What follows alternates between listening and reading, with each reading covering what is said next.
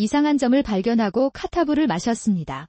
당신 앞에는 전원이 켜진 디스플레이가 있습니다. 최근까지 멀리 사는 시어머니와 3살 아들을 보여주며 영상통화를 하던 중이었다. 언제나 감사드립니다. 영상통화로 손주 얼굴 다시 한번 볼 수 있게 해주세요. 나고야의 작별 인사로 끝날 예정이었던 통화는 쉼없이 이어졌다. 아직도 화면에 시어머니가 나오네요. 제가 조사해서 실수를 했나봐요. 엄마들은 보통 무엇을 하시나요? 갑자기 떠오른 장난스러운 호기심이었다. 시어머니가 눈치채지 못해서 다행이다. 나는 한동안 연결이 유지된 화면을 바라보았다. 그러던 중 갑자기 시어머니 뒤에 그림자가 나타난다. 혼자 살고 계셨던 시어머니, 그 인물의 정체가 화면에 선명하게 비춰지는 순간 나는 그것이 거짓임을 깨달았다. 내 심장은 뛰고 있었고 어머니가 내 뒤를 바라보고 있을 때 나는 비명을 지르지 않을 수 없었습니다. 저는 3살 아이를 키우는 전직 주부입니다. 성과가 있는 이유는 간단합니다. 남편과 이혼한 이후로 전남편 다이스케는 정말 쓰레기네요. 카에와 결혼한 사람은 청년이라고 밖에 표현할 수 없다. 몇 년간의 결혼 생활 동안 얼마나 행복한 시간을 보냈는지 궁금합니다. 그런 시간이 있었다고 해도 나와 다이스케 사이는 아니었어. 그것은 나와 내 아이 사이에 흐를 것입니다. 다이스케는 아이가 태어났을 때도 자리에 없었고 파친코를 하고 있었습니다. 나는 파친코 공 냄새가 나는 손으로 아이를 만져보았습니다. 큰 싸움이 벌어지면 의사와 간호사에게 폐를 끼친다. 아직도 생각날 때마다 미안해요. 그 후에도 남편은 아이의 성장에 별 관심이 없습니다. 아무것도 하지 않고 집에 가서 파친코를 했어요. 나는 술을 마시러 카바레 클럽에 가곤 했다. 저는 아이들과 교류할 때 파친코 상품으로 받은 과자를 아이들에게 주기만 해요. 아직도 침대에서 자고 있는 아이에게 그런 것을 주는 것은 의미가 없습니다.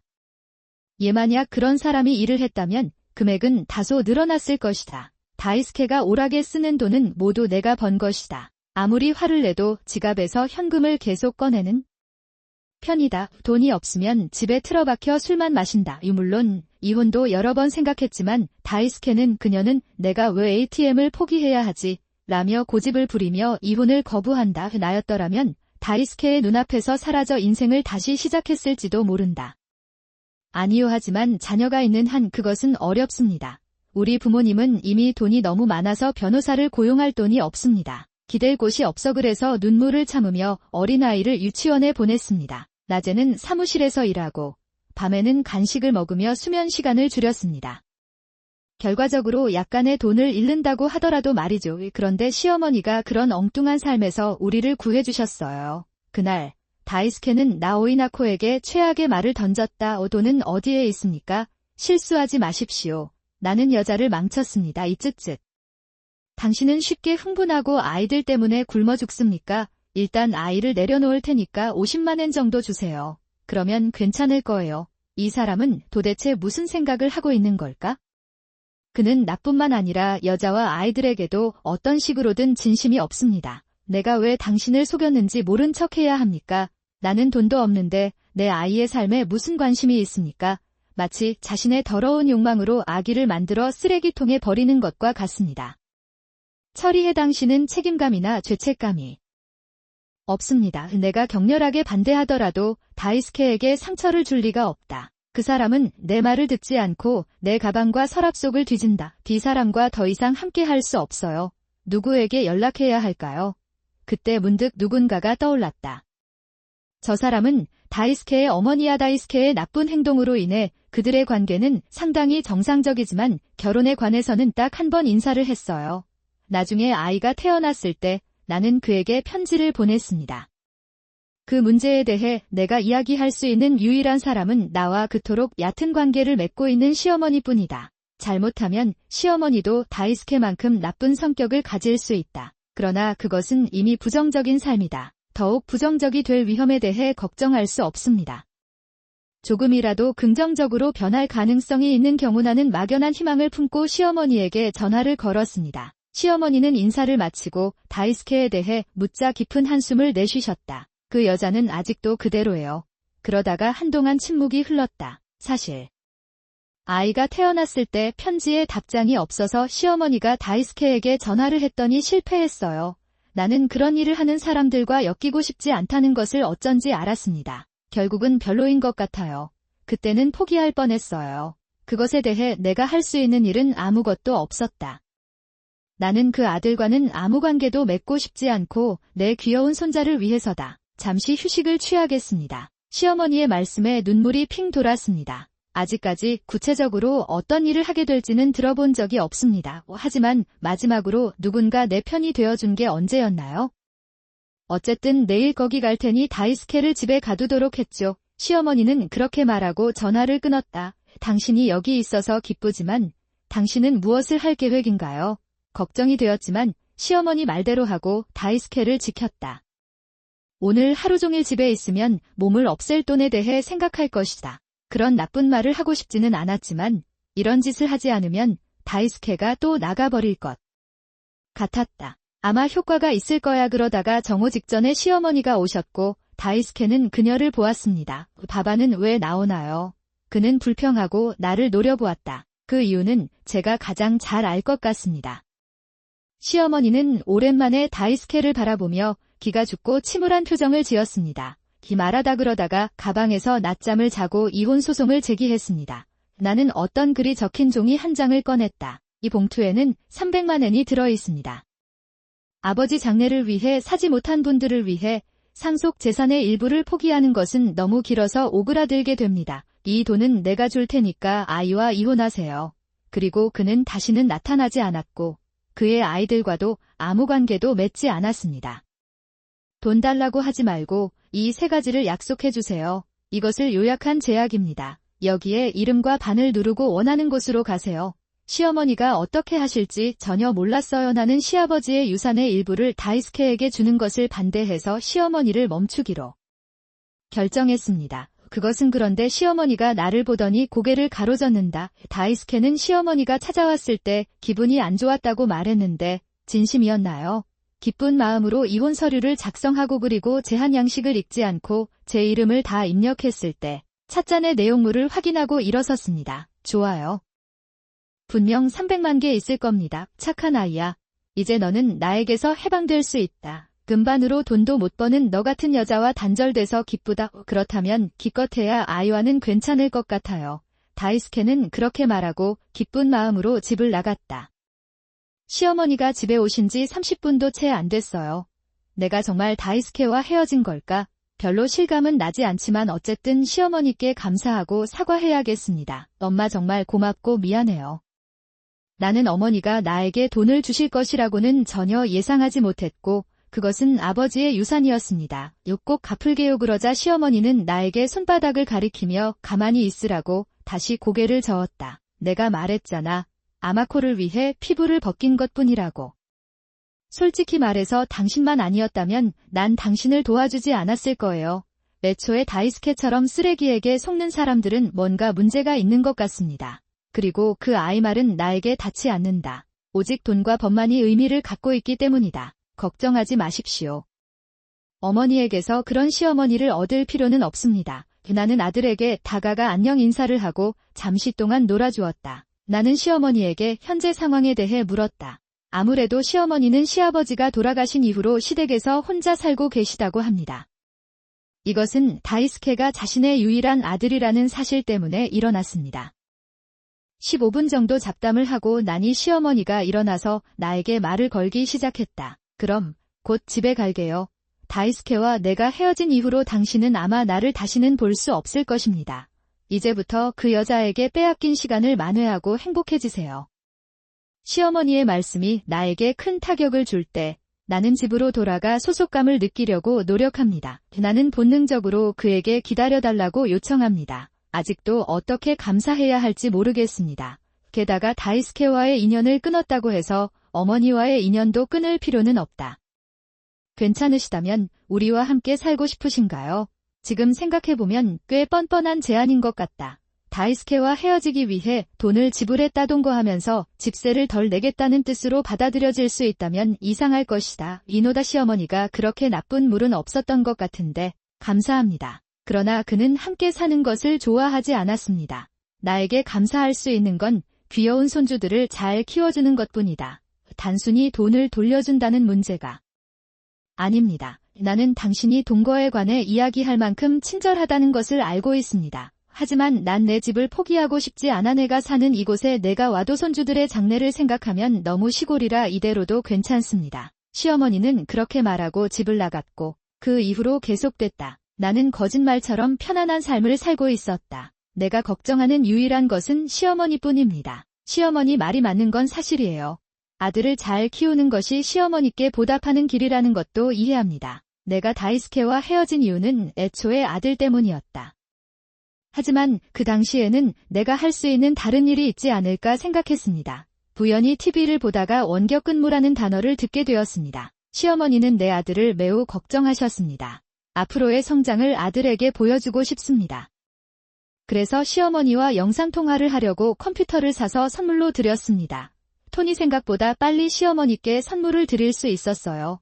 내가 일하는 방식은 예전과 똑같아. 다이스케는 밤낮으로 일하기 때문에 다이스케가 없어진다는 이유만으로 돈을 절약하는 것은 압도적으로 쉽습니다. 그것은 되었다. 컴퓨터와 인터넷을 설치하기 위해 시어머니 댁에 갔습니다. 처음에는 시어머니가 걱정 안 해도 된다며 거절하려 했으나 결국 내 아들을 잘 키우는 것이 내가 보답하는 길이다. 그렇다면 엄마가 못 보는 게 이상하지 않나요? 완료. 역시 시어머니는 귀여운 손자를 보고 싶은 마음을 참지 못했다. 그 증거로 조금 청각장애가 있는 시어머니는 영상통화를 할 때 이어폰을 착용하고 볼륨을 조절하기도 합니다. 할 수 있으니까 그녀는 손자의 목소리를 쉽게 들을 수 있어서 기뻤습니다. 그 이후로 한 달에 2~3번씩 시어머니께 영상통화를 해왔다. 그런 시절을 보내던 어느 날 예전보다 우리가 더 가까워진 것 같아요. 시어머니는 최근에 일을 많이 잊어버리셨다고 하셨습니다. 시어머니는 아직 건강이 좋으시지만 여전히 정상입니다. 그런 일이 일어나도 이상하지 않을 것입니다. 하지만 걱정을 너무 많이 하면 집에 돌아왔을 때 스트레스가 더 심해진다는 이야기도 들었습니다. 나는 그에게 너무 걱정하지 않는 것이 좋겠다고 말했다. 상황은 예상보다 심각한 것 같습니다. 시어머니는 내가 무엇에 돈을 썼는지 기억이 나지 않고 계산도 안 된다고 하신다. 접속자의 등을 어디에 두었는지 모르겠습니다. 아무래도 길을 잃는 일이 자주 일어나는 것 같습니다. 시어머니와 시어머니 집은 꽤 멀리 떨어져 있습니다. 매번 함께 확인하기는 어렵습니다. 그래도 제가 도울 수 있는 일이 없을지 궁금했습니다. 시어머니가 돈을 쓰거나 장신구를 뺄 때 그는 나에게 메모 대신 메시지를 보내자고 제안했습니다. 그래야 영상통화 중에도 나 자신을 확인하고 상기시킬 수 있습니다. 난 할 수 있어. 우리 시어머니는 그렇게까지 갈 자격이 없어요. 나는 그것을 부끄러워하기 시작했지만 지난 몇 달 동안 시어머니의 부끄러움을 극복할 수 있는 방법을 찾았습니다. 나는 알고 있다. 나는 시어머니에게 그런 걱정을 할 필요가 없다고 설득했다. 결국 나는 이 제안을 받아들였다. 앞으로는 시어머니가 건망증을 더 겪게 되지 않을까 걱정되기도 했습니다. 것 같다. 그것은 나의 불안함을 이용하려는 약간의 시도로 판명되었을 수도 있습니다. 내가 은인에게 보답하고 싶은 것은 당연하다. 조금 두꺼울 수도 있지만 이만큼 하지 않으면 시어머니가 저를 의지하지 않으실 거예요. 그러나 결과에 따르면 이 방법은 큰 해결책을 제공하지 못했습니다. 실제로 잊어버리는 횟수가 줄어든 것 같아요. 그럼에도 불구하고 돈이 없거나 액세서리를 잃어버릴 때가 있습니다. 분명히 더 많은 것 같은데 아무래도 나오코에게 메모를 보내는 것조차 잊은 것 같다. 쉬라. 어떻게 해야 하나요? 계속 이러면 통장이나 카드 등 중요한 물건을 잃어버리게 됩니다. 어쩌면 시어머니는 내가 다이스케에게 작별 인사를 할 때 의지할 사람이 없어서 불안에 휩싸인 것 같다. 되었다. 다음엔 엄마랑 같이 병원에 가요. 이제 건망증에 대한 치료가 있어야 합니다. 그것은 그게 내가 할 수 있는 전부야. 시어머니가 정말 치매에 걸리기 시작했다면 제가 끝까지 보살펴드리겠습니다. 나는 그것을 얻고 싶다. 나는 그럴 준비가 되어 있습니다. 내가 진지한 줄 알았어. 고마워요. 그럼 부탁드려요. 라고 그는 말했다. 그러자 시어머니께서 오늘 영상통화를 끝낼 시간이라고 했고 나도 동의했다. 동의하다. 시어머니는 그럼 됐어라고 말하며 통화를 끊으라는 손짓을 한 뒤 이어폰을 벗었다. 그런데 제가 실수한 탓인지 시어머니 집이 제 컴퓨터에서 계속 움직이고 있습니다. 전화를 꺼두면 문제가 되지 않겠지만 솔직히 말해서 저는 보통 시어머니가 집에서 어떻게 생활하시는지 조금 궁금했어요. 시어머니 댁은 오래된 일본식 가옥으로 방은 벽 대신 얇은 벽으로 구분되어 있습니다. 많은 시어머니가 혼자 사셔서 문을 닫을 필요가 없어서 주로 천지도를 열어두곤 해요. 없이 갖고 있었는데 그래서 컴퓨터 카메라로도 뒷방에서 무슨 일이 벌어지고 있는지 살짝 엿볼 수 있다. 집이 얼마나 넓은지 궁금해서 한동안 시어머니와 함께 살았다. 안을 들여다보니 갑자기 시어머니가 아닌 다른 무언가가 움직이는 것이 보였습니다. 처음에는 인터넷 환경 때문에 화면이 왜곡되는 줄 알았는데 아무래도 그렇더군요. 왜 사실이 아니다. 확실히 피규어입니다. 그 모습은 시어머니가 들키지 않도록 여러 방으로 옮겨 다녔다. 그리고 그 인물의 정체를 깨달았다. 다이스케예요. 다이스케는 서랍장을 뒤져 시어머니의 장신구와 돈을 챙겼습니다. 이대로 있을 수 없어서 엄마, 돌아오세요. 라고 소리쳤어요. 그러다가 시어머니가 이어폰 볼륨을 꽤 높였나 봐요. 이어폰을 빼도 제 목소리가 들리더라고요. 들은 것 같아요. 무엇? 나는 놀랐다. 내 목소리를 들은 사람은 시어머니뿐만이 아닌 것 같다. 다이스케도 마찬가지다. 시어머니가 안 돼. 라고 소리쳤어요. 그 목소리를 듣고 뒤를 돌아보니 다이스케가 보였다. 이 새끼가 인간의 길에서 벗어난 걸까? 나는 소리치며 일어서서 다이스케를 쫓아갔다. 나도 아무것도 안 해도 저히 이런 일이 일어날 리가 없다고 생각하여 야쿠토반에 전화를 했습니다. 저는 시어머니와 영상통화를 했다고 경찰에 설명하고 경찰을 현장에 출동시켰습니다. 나는 보내졌다. 그 결과 다이스케는 그의 의뢰를 받은 경찰관에 의해 체포되어 쇼에게 연행되었다. 신문 중에 다이스케는 자신의 집 주소를 알려주고 이를 시어머니의 액세서리 중 하나를 위한 선물로 사용했습니다. 부분이 발견되었습니다. 그 모든 것들은 시어머니가 잃어버렸다고 생각했던 것들이었고 시어머니와 나도 그랬다. 메시지 기록에서 다이스케가 시어머니 집에서 빌린 것을 증명할 수 있었습니다. 자백부터 경찰까지. 다이스케는 시어머니 집에서 돈과 장신구를 반복적으로 빼앗았다. 발견된 것은 범행 이유는 청탁을 받았기 때문인 것으로 알려졌다. 아무래도 다이스케가 임신시킨 여자에게는 행거인 남자친구가 있었던 모양이다. 그 사실을 다이스케의 남자친구가 알게 되었고 다이스케는 마음이 많이 상했다고 합니다. 게다가 시어머니는 진료비 중 일부라며 계속 돈을 요구했다. 한구레에서 받은 300만 엔이 한순간에 사라져서 한구레를 지불해야 했다. 분명히 그는 시어머니 집을 방문하여 돈을 가지고 갔다고 합니다. 그런데 그 사람이 우리 집에 오지 않은 이유는 문제가 생길 소지가 있는 제한 편지 때문이었습니다. 그는 돈이 없다고 생각했다고 말했습니다. 내가 지금까지 돈이 없었던 것은 다이스케의 잘못이다. 그러나 지금은 약간의 저축이 있다. 돈이 없는 것이 당신의 잘못이라는 것을 왜 깨닫지 못합니까? 그리고 다이스케가 체포되면서 한구레도 체포된 것 같다. 다이스케가 감옥에 갇힌 후 나는 시어머니와 함께 그를 면회하러 딱 한 번 갔습니다. 그때 다이스케는 시어머니에게 용서를 구했습니다. 안녕하세요. 어머니, 용서해주세요. 저도 해달라고 해서 해줄 수밖에 없었어요. 얘야, 지금 당장 피해 신고를 철회하면 안 돼. 여기서 도움을 요청하는 건 위험해요. 무슨 착오였나 봐요. 저한테 애원한 사람도 여기에 갇혀 있는데 그 사람은 어떻게 될지 모르겠어요. 시간 문제가 아니죠. 제 평생의 소원은 제가 고통 속에서 낳은 아들입니다. 물론 난 당신을 버릴 수 없겠죠. 보세요. 아버지가 재혼하시고 새 어머니와 딸 토모미가 태어났습니다. 제가 아버지와 어머니에게 주의를 기울이고 있었는지는 모르겠지만 토모미와 사이좋게 지내려고 최선을 다했습니다. 노력했다 하지만 토모미는 나에게 전혀 마음을 열지 않습니다.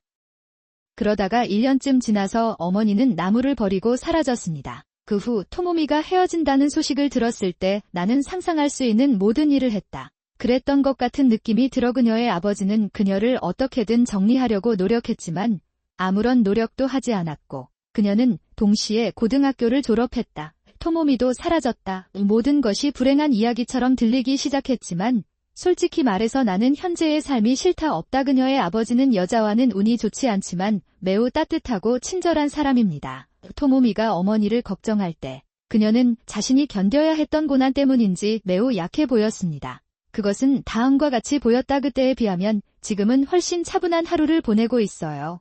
그래서 앞으로도 계속 아버지와 함께 살며 서로를 응원하겠습니다.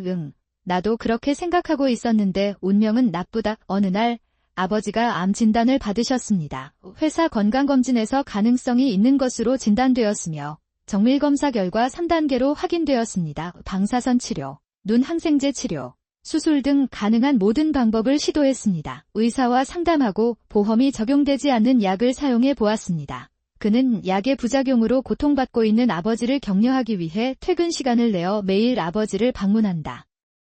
나는 그것을 좋아했다. 아버지는 이런 때에도 나를 돌봐주셨다. 그 사람은 매일 올 필요는 없어요. 나오코도 일하느라 피곤한 모양이군요. 치료라고 불러도 하루 종일 잠만 자니까 괜찮아요. 만약 당신이 그것을 잘하지 못한다면 나오코보다 더 잘할 것입니다. 농담도 하고 그런 말을 하는데 아무리 봐도 기분이 좋은 것 같다. 안색은 창백하고 보른 여위였으며 팔과 다리는 가늘다. 그리고 아버지는 날이 갈수록 약해졌습니다. 어느 날 직장에 다니고 있는데 병원으로부터 아버지가 돌아가셨다는 편지를 받았습니다. 어제까지는 대화를 나눌 수 있었는데 왜 갑자기 사라졌나요? 마지막에도 참석하지 못했습니다. 아버지를 잃은 기분이 무뎌진다. 아버지가 더 이상 이 세상에 계시지 않다는 것을 머리로는 이해하지만 결국 집에 가면 그 사람을 다시 볼 수 있을지 고민이 되네요. 그 이후에는 너무 바빠서 아버지 걱정을 할 시간이 없었어요. 우리는 죽은 사람을 병원에 영원히 남겨둘 수 없습니다. 간호사가 추천한 장의사에게 연락해 시신의 이동과 장례 절차 등에 대해 문의했다. 와 토론하다 동시에 나는 몇몇 친척들에게 연락을 했고 심지어 나와 가까운 의붓 딸들에게도 연락을 했습니다. 나는 그에게 아버지에 대해 말했습니다. 치아와 장례식은 강당에서 거행하기로 결정됐다. 얼마 전 아버지를 배웅하려고 준비를 하고 있었는데 아버지는 저녁으로 무엇을 드실 예정이었나요? 그렇지 않나요? 갑자기 이런 생각이 들어서 미칠 것 같아요. 가까운 사람의 장례식에 한 번도 참석해 본 적이 없어서 몰랐지만 분명히 당신은 건물에서 하룻밤을 보낼 수 있습니다. 장례식이 끝난 후 아버지는 누워 계시며 모습을 잃어가십니다. 그래서 최대한 아버지와 함께 있고 싶어서 숙박제도를 활용하기로 했습니다. 나는 하기로 결정했다. 아버지는 전투가 꽤 많이 있었던 것 같고 예상보다 사람들이 많이 모였다고 하셨다. 그러나 엄마뿐만 아니라 토모미도 나타나지 않는다. 사실 저는 그 사람과 계속 연락할 수도 없고 그 사람에게 아버지에 대해 말할 방법도 없습니다. 글쎄요. 제가 지금 여기 있는 게 그저 귀찮은 일인 것 같아요. 토모미와 관련하여 클랜 문제가 있을 수 있지만 이는 큰 문제입니다. 이런 생각을 하며 어젯밤을 아버지와 함께 보냈고 다음날 장례식은 무사히 치러졌습니다. 스레드를 완료했습니다. 치아데이부터 홀에 머물고 있었기 때문에 이틀간 집을 비웠습니다. 갑작스런 사건으로 인해 설거지와 세탁물은 그대로 두고 소지품도 정리해야 했습니다. 등도 해야 한다 하지만 어쨌든 아무 생각 없이 집에서 한숨 쉬고 싶을 뿐이에요. 뼈를 손에 쥐고 집으로 돌아오면서 나는 그런 생각을 했다. 그런데 집 앞에 도착하니 뭔가 이상한 느낌이 들었다. 집 안에서 TV 소리가 들립니다. 내가 끄는 걸 잊었나요? 열쇠를 현관문에 꽂고 돌리면 튀어나오나요? 현관문에 열쇠를 꽂고 돌려도 문이 열리지 않습니다. 열쇠를 다시 꽂고 돌려보니 이번에는 열렸습니다. 즉, 현관문은 닫혀있지 않습니다. 아무래도 아버지 때문에 너무 화가 나서 입을 다물는 것을 잊어버린 것 같아요. 아니면 도둑이 들어오지 않기를 기도하며 문을 열었습니다. 입구에는 정체를 알 수 없는 남자의 샌들 한 켤레가 남아있었습니다. 우리 아버지는 이런 옷을 입지 않으셨어요. 애초에 집을 떠나기 전에는 이런 건 없었는데 여기 누구 있어요? 도망쳐야 하나 그런 생각을 하고 있는데 내가 있는 쪽에서 목소리가 들려오고 누군가가 나를 향해 다가오고 있었다. 돌아온 것을 환영합니다. 나한테 담배 좀 사주셨나요? 당신의 몸은 연기로 말라가고 있습니다. 누구세요? 그렇게 말하고 있는데 내 앞에 한 남자가 나타났다. 제가 여자로 예약했나요? 그런데 언니, 나쁘지는 않은데 지금은 기분이 안 좋아요. 옷을 갈아입을 수 있나요? 어느 매장인가요? 나는 그 남자의 말을 이해하기도 전에 도둑놈이라고 소리쳤습니다. 그러나 그 사람은 당황하지 않는 것 같았습니다. 나는 나 안 돼 라고 말했습니다. 그리고 웃기 시작했는데 2층에서 누군가의 소리가 들렸습니다. 야, 무슨 일이야? 내가 동네에 심각한 폐를 끼치고 있는 중이야. 여자가 내려오면서 말했다. 응. 토모미였어. 집을 떠난 지 몇 년이 지났지만 내 얼굴은 별로 달라지지 않았다. 이 애가 왜 여기 있어? 피로와 두려움, 혼란이 뒤섞여 나를 당황하게 만들었습니다. 토모미는 받아들이겠습니다. 라고 말했습니다. 그리고 의자에 앉았다. 그 후 토모미는 나에게 진정을 촉구하며 상황을 설명했다. 고향에 남아있는 친구의 토모미의 말에 따르면 아버지가 돌아가셨다는 소식을 듣고 집에 돌아온 것 같습니다. 그럼 장례식에는 왜 안 갔어요?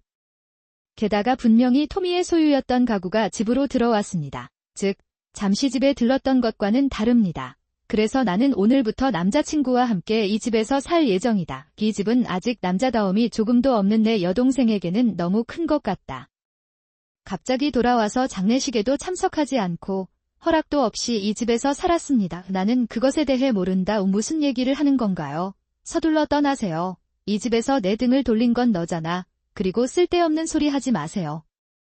그러나 내 분노를 무시하고 토모미는 헐떡이며 반응한다. 언니, 내 여동생이 돌아왔다. 그녀를 따뜻하게 맞이하는 것이 가족이 해야 할 일이 아닐까요?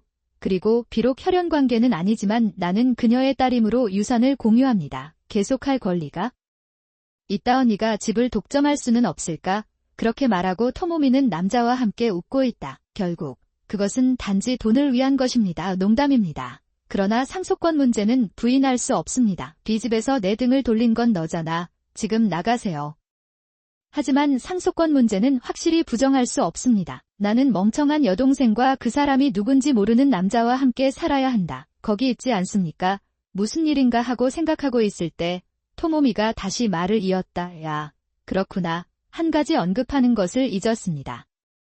내 생각엔 언니가 이 집에 있어도 괜찮고 우리가 영원히 함께 사는 것도 나쁘지 않을 것 같아요. 나는 그렇게 생각한다. 그런데 남자친구가 반쯤 자고 있으면 여자라면 별로 안 멋있을 것 같고 오히려 정말 야성적인 남자일 것 같아요.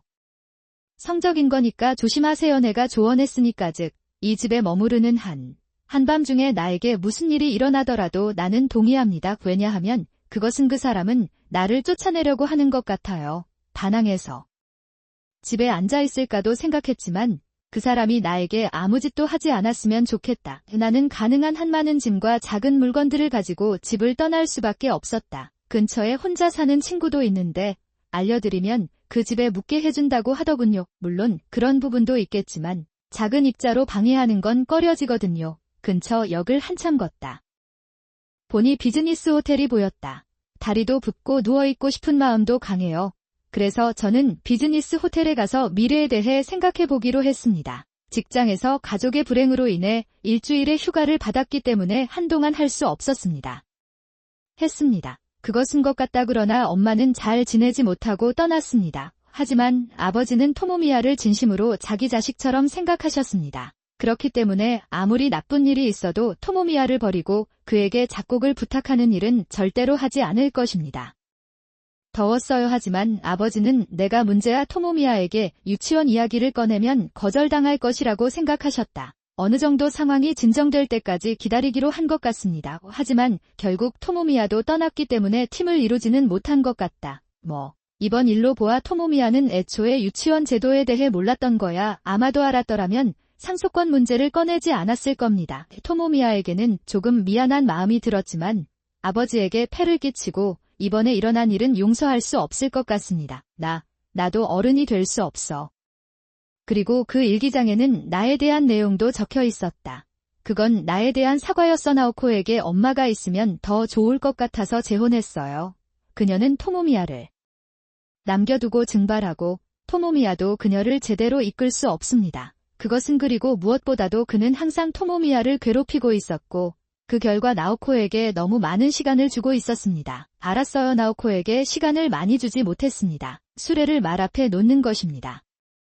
정말 죄송합니다. 제가 어디에서 잘못된 선택을 하였나요? 앞으로도 나오코에게 행복이 찾아오길 바랍니다. 나는 그것을 읽을 때 울었습니다. 나는 아버지에 대해 불만을 느낀 적이 없습니다. 한 남자가 되어 나를 키워줘. 항상 정직하고 나뿐만 아니라 사랑으로 토모미야를 대하십시오. 잃어버린 나는 아버지의 삶의